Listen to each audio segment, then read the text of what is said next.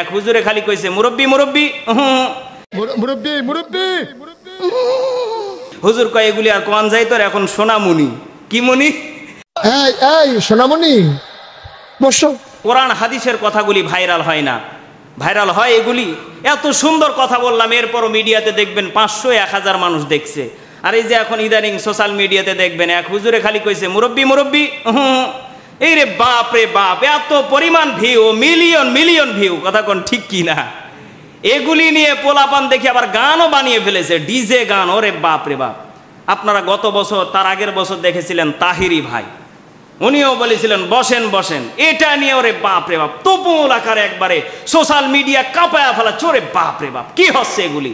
কিন্তু আজকে কোরআন হাদিসের কথাগুলি আমরা ভালো করে বলি, কিন্তু এগুলি ভাইরাল হয় না, এগুলি দেখতে চাই না।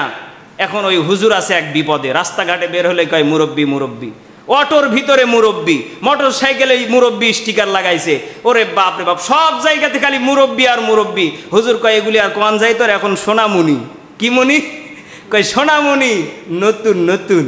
এই দেখেন এগুলি আমাদের সমাজে কি অবস্থা। আল্লাহ পাক আমাদেরকে এইগুলা থেকে কোনো সমাজের উপকার আসবে না, এগুলি থেকে কোনো সমাজের উপকার আসবে। এই আপনারা কিন্তু এই কথাটা বলার পরে অনেকেই হেসেছেন, মানে বোঝা গেল আপনারাও এটা দেখেছেন, ঠিক কি না? কি দেখেছেন আপনারা? হ্যাঁ, আমি মসজিদে ঢোকার পরও বলেছি একটা ছাত্রকে সোনামুনি। একজন মুসল্লিকে হুজুর আপনিও জানেন। গতকালকেও আমি বাজারে বলতেছি সোনামুনি, হুজুর আপনিও জানেন। মানে দেখেন, মানে হুজুরেরা বলিছে, হুজুরেরাই বলে জানে না, ওরাই জানে। সুবহানাল্লাহ কর না কেন? সুবহানাল্লাহ, নাউজুবিল্লাহ আরো জোরে কর। এগুলির দ্বারাতে সমাজের কোনো উপকার আসবে না।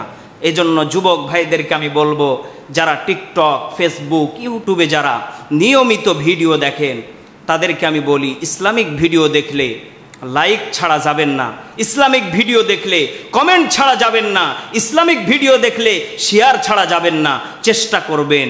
আর দেখবেন কিছু এক ধরনের দালাল বের হয়েছে, কয় আল্লাহর ঘর মসজিদ সামনে নিয়ে কইতেছি, আমার ভিডিওতে যারা লাইক কমেন্ট শেয়ার করবে আমি তাদের আইডিতে ঢুকে লাইক কমেন্ট শেয়ার করব। ওগুলি টাটকা দালাল, এদের কাছ থেকে দূরে থাকবেন ইনশাআল্লাহ। এরা নিজের ব্যবসা বাড়ানোর জন্য আল্লাহর ঘরকে নিয়ে কটূক্তি করে, কোরআনকে নিয়ে কটূক্তি করে, এমনকি পর্যন্ত বিশ্ব নবীকেও নিয়ে তারা কটূক্তি করে। কথা বলেন ঠিক কি না?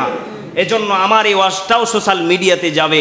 এজন্য আমি বলতে চাই, যারা চেষ্টা করবেন, যারা ইসলামিক ভিডিও দেখেন, লাইক ছাড়া যাবেন না, কমেন্ট ছাড়া যাবেন না, ভিডিওটা দেখবেন। ওই মুরব্বি মুরব্বি দেখে, আপনার সোনামুনি দেখে, বসেন বসেন দেখে আপনার কোনো উপকার আসবে না, আপনার ছেলেমেয়েরও উপকার আসবে না, সমাজেরও উপকারে আসবে না।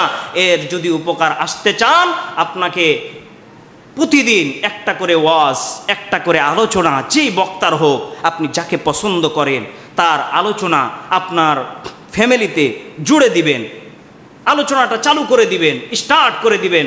দেখবেন আপনার বিবি ওখান থেকে একটা হলো আমল শিখবে, দেখবেন আপনার ছেলে ওখান থেকে একটা আমল শিখবে, দেখবেন আপনার নিজেরও পরিবর্তন আস্তে আস্তে ফিরে আসবে ইনশাআল্লাহ।